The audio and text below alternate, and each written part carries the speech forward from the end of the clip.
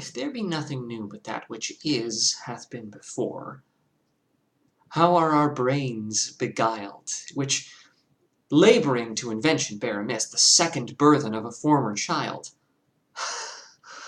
Oh, that record could with a backward look, even of 500 courses of the sun, show me your image in some antique book, since mind at first in character was done,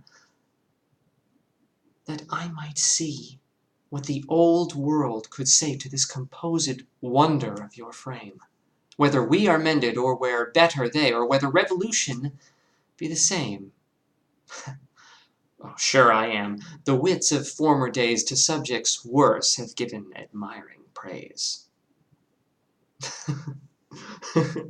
That ends with such sass, Shakespeare. Yeah, so that was Sonnet 59. It's been a long time since I've done a sonnet. It's been a lot of other poetry for a while. Um, that is such a weird one. I wonder how much of this is having been away from the Shakespeare sonnets for a little while, and how much of that is actually this sonnet is really weird and unique. But I noticed the cadence and kind of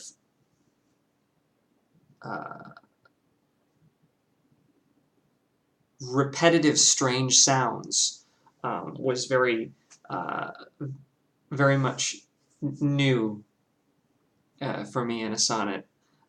Specific repetitions of I mean, they're kind of tongue twisters, is what it is. There's sections of tongue. That first one at the very beginning, the second line, how are our brains beguiled? How are our?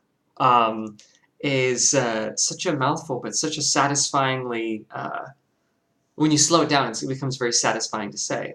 And then he's got a weird galloping cadence in one of the other lines. Oh, that record could with a backward look, like it's like, it was very strange. I don't remember encountering something like this with a sonnet. So it was an interesting thing to deal with when trying to memorize it.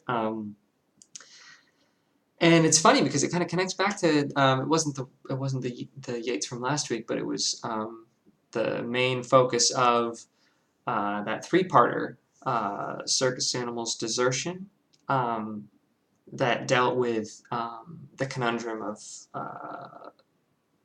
inspiration and creativity and feeling, wondering and thinking about, are there any new ideas that haven't been explored?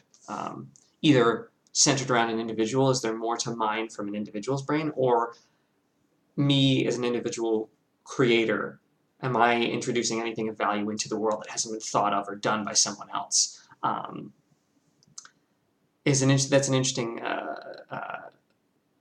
subject to think about, and I was kind of surprised. I think it's just kind of interesting timing that's dealt with in the first half of this sonnet. But then by the end, it kind of deals with an interesting aspect of that I don't think Yeats explicitly dealt with, which is, were we smarter back then, or are we smarter now, or is it the same? That line about whether we are mended, or where better they, or whether revolution be the same.